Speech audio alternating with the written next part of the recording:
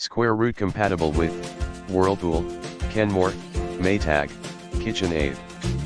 Replacing part number W10515057, W10398007, W10515057, PS11755866, AP60225533.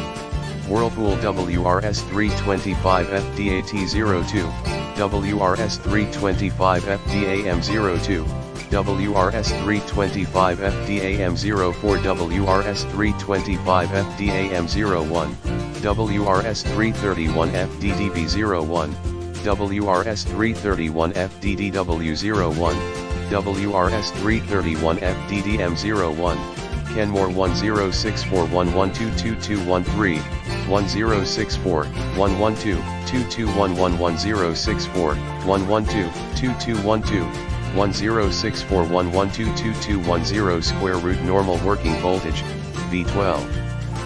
5. White light will appear on the lamp board, minimum support voltage, 10.2 V, dim white light will appear on the lamp board.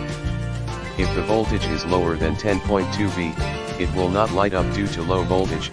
Maximum support voltage, 16 V, blue light will appear on the lamp